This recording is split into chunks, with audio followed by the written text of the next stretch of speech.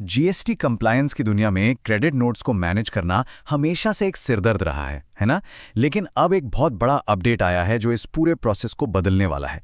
तो चलिए देखते हैं ये है क्या। कभी ऐसा हुआ है कि एक छोटा सा क्रेडिट नोट आया और आपका पूरा जीएसटी रिकंसिलिएशन ही अटक गया? ये एक बहुत ही कॉमन प्रॉब्लम रही है। लेकिन अच्छी खबर ये है कि जीएसटी पोर्टल पर अब इसका एक बहुत बढ़िया सॉल्यूशन आ गया है। तो जीएसटी पोर्टल ने अपने इनवॉइस मैनेजमेंट सिस्टम, जिसे हम आईएमएस भी कहते हैं, उसमें एक बहुत ही ज़रूरी अपडेट किया है। अब इसका सीधा सा मतलब ये है कि क्रेडिट नोट्स पर आपका कंट्रोल वो बहुत ज़्यादा बढ़ जाएगा और सप्लायर्स के साथ जो भी डिस्प्यूट्स होते थे वो कम होंगे। तो चलिए समझते हैं कि ये काम कैसे करेगा। अच्छा, इस नए अपडेट की इंपॉर्टेंस को समझने के लिए सबसे पहले ये जानना ज़रूरी है कि आखिर पुराने सिस्टम में प्रॉब्लम क्या थी। तो चलिए पहले उसी को देखते हैं। पुराने सिस्टम की सबसे बड़ी दिक्कत पता है क्या थी? उसमें फ्लेक्सिबिलिटी बिल्कुल नहीं थी। होता ये था कि जैसे ही आपने कोई क्रेडिट नोट एक्सेप्ट किया, सिस्टम अपने आप आपका पूरा का पूरा इनपुट टैक्स क्रेडिट मतलब आईटीसी रिवर्स कर देता था। अब सिस्टम को इस बात से कोई मतलब नहीं था कि आपने उस इनवॉइस पर आईटीसी क्लेम किया भी है या नहीं, या शायद थोड़ा सा ही किया हो। ये तो एक ऑल और नथिंग वाला सीन था। लेकिन अब आईएमएस में जो ये बड़ा अपग्रेड आया है उसके साथ इस पूरे प्रोसेस पर कंट्रोल वापस आपके हाथ में आ गया है। हाँ, एक बहुत ज़रूरी बात, ये जो बदलाव है ना, ये प्रोस्पेक्टिव है, मतलब आगे के लिए है। ये नई फैसिलिटीज़ अक्टूबर 2025 और उसके बाद की जो फाइलिंग्स होंगी उन पर लागू होंगी। इसका मतलब पुरानी फाइलिंग्स पर इसका कोई असर नहीं पड़ेगा। सब कुछ फॉरवर्ड लुकिंग है। अब ये स्लाइड बहुत इंटरेस्टिंग है, जरा ध्यान से देखिए। ये जो नए नियम हैं, ये क्रेडिट नोट की डेट पे डिपेंड नहीं करते। नहीं, ये इस बात पर डिपेंड करते हैं कि उसे जीएसटीआर 1 में रिपोर्ट कब किया गया है। तो जैसा आप इस टाइमलाइन पर देख रहे हैं, अगर कोई क्रेडिट नोट मार्च का भी हो लेकिन उसे रिपोर्ट किया गया है अक्टूबर 2025 के जीएसटीआर 1 में, तो उस पर भी ये नए ऑप्शंस मिलेंगे। मतलब सारा खेल डॉक्यूमेंट की डेट का नहीं, बल्कि रिपोर्टिंग पीरियड का है। तो अब सवाल यह है कि आपके हाथ में कौन कौन से नए टूल्स आए हैं। चलिए एक एक करके इन 3 नई फैसिलिटीज को समझते हैं जो आपको पहले से कहीं ज्यादा कंट्रोल देने वाली हैं। सबसे पहला और शायद सबसे काम का टूल है पेंडिंग का ऑप्शन। सोचिए, आपके सप्लायर ने एक क्रेडिट नोट इशू किया लेकिन आप उसके अमाउंट से अग्री नहीं करते, तो अब उस पर तुरंत कोई एक्शन लेने की जरूरत नहीं है। आप उसे पेंडिंग में डाल सकते हैं ताकि आपको मामला सुलझाने का थोड़ा टाइम मिल जाए। तो सवाल ये है कि किसी क्रेडिट नोट को कब तक पेंडिंग रख सकते हैं। जवाब है एक टैक्स पीरियड तक। इसे आप बिल्कुल वैसे समझ सकते हैं जैसे हम कोई ईमेल स्नूज कर देते हैं।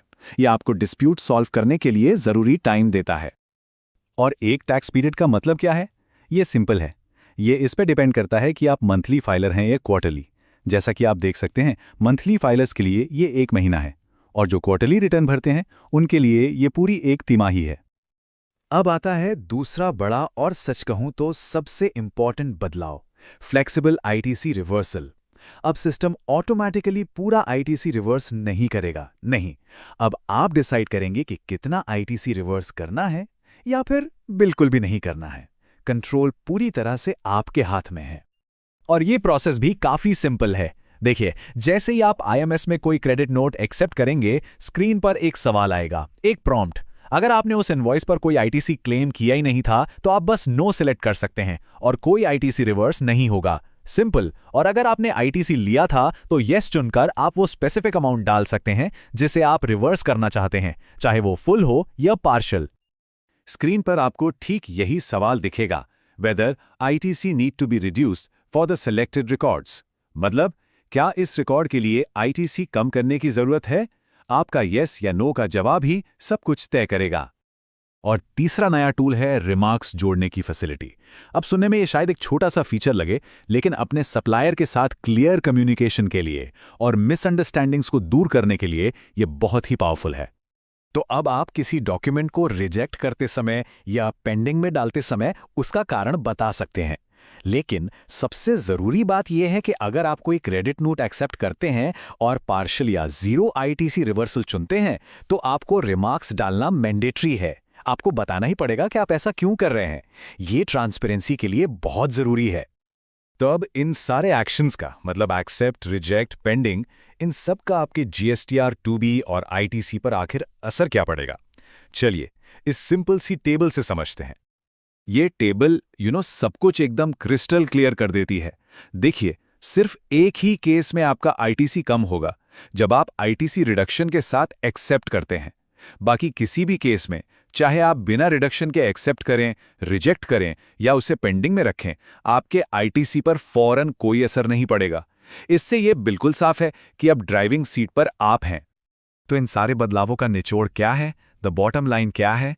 एक टैक्सपेयर के लिए इसका असली मतलब क्या है? चलिए इसे समराइज करते हैं।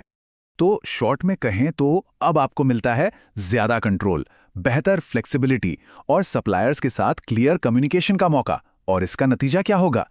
डिस्प्यूट्स कम होंगे और आपके रिटर्न्स ज्यादा एक्यूरेट होंगे, क्योंकि आपका जीएसटीआर 2B और जीएसटीआर 3B अब एकदम सही पिक्चर दिखाएंगे।